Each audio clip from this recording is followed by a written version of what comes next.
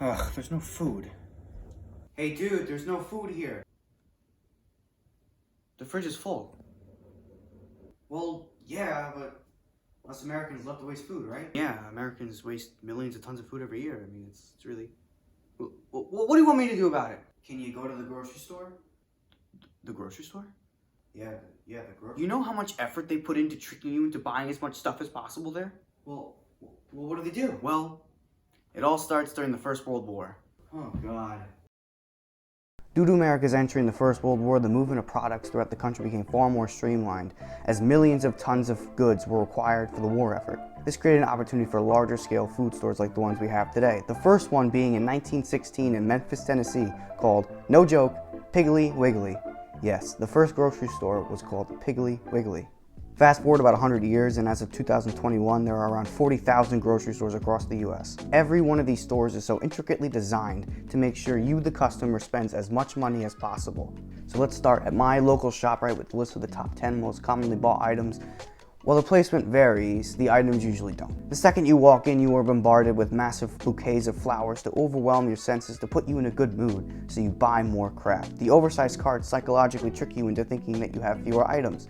I've also noticed the disappearance of the small baskets to restrict how much you can carry. There are no small baskets in the store anywhere. I didn't see anything.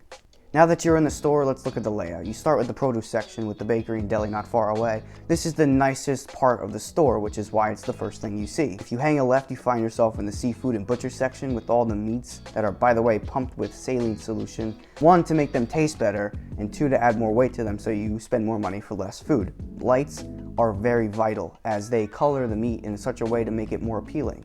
The lights in the butcher section make the meat appear more red, while in the produce section, they spray water and who knows what else onto the fruits and vegetables to make them appear fresher and nicer, even though it doesn't help them. It actually makes them go bad faster. But let's take a look at the middle aisle section. Now you can split this into 2 parts, one being the end caps, which are at the end. These are some of those premium spots in the stores, as they acquire the most attention from customers. Now if Edmonds wants to put their cookies on there, that means that they have to spend money for that, up to $500 every week. It doesn't sound like a lot, but consider this. There are 40,000 grocery stores across the US. So if Edmonds wants to put their products on the end caps in every grocery store in the US, that means they have to spend up to $20 million every few weeks just to have a different spot in the grocery store.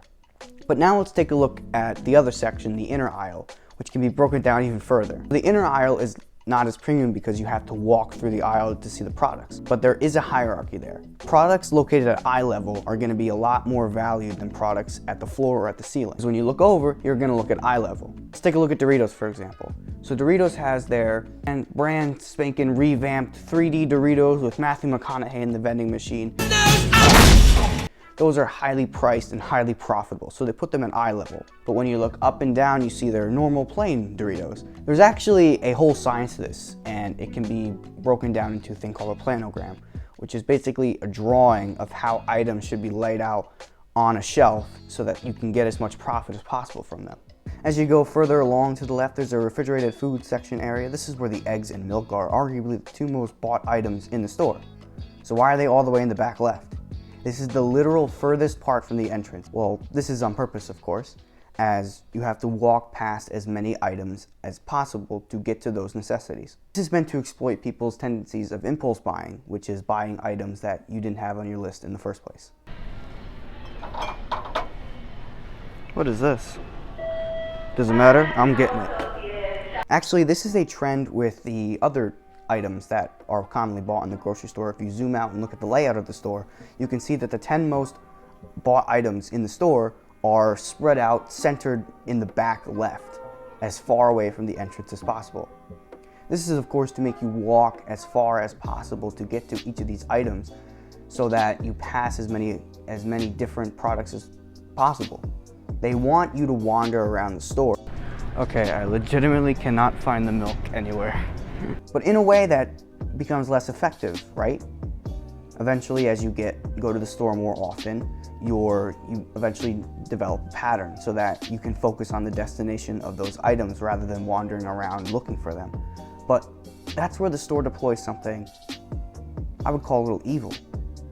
every few weeks, they change around where these items are. They move around laundry detergent, they move around soda or cereal, they move that around to different aisles. So you can never develop a fully fleshed out pattern of how you're gonna get your items, making you wander hopelessly more often. Now I'm lost in the baby section. I don't know how I got here, but I'm here. Now that you've reached checkout, the store will go all out. These candy bars, gums, personal sodas, and magazines your grandmother reads are the highest profit items in the store. Most of you, including me, will inevitably impulse buy some M&Ms because you deserve it, right? But then you realize you forgot your reusable bags. So you have to shell out another few dollars just to bag your 10 cans of beans because you had a coupon for them. And when you cry into your receipt because you spent more than double than you originally intended, it's nice to have all those advertisements. I mean, coupons.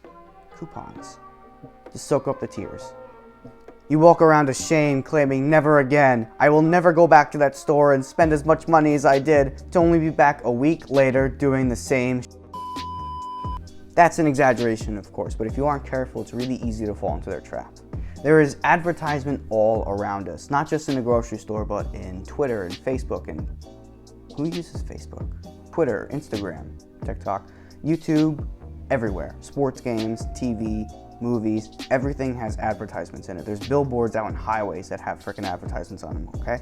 So it's virtually impossible to avoid it all. Understanding the methods that these companies use to advertise to you makes you less susceptible, which allows you to have more control over what you buy. And I think that's really important.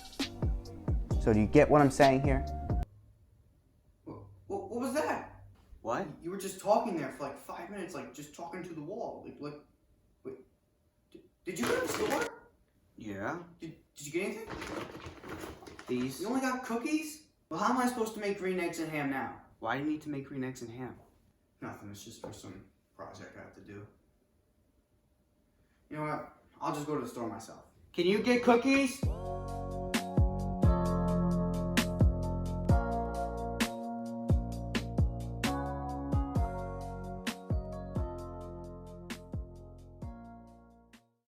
Look how messed up this cart is.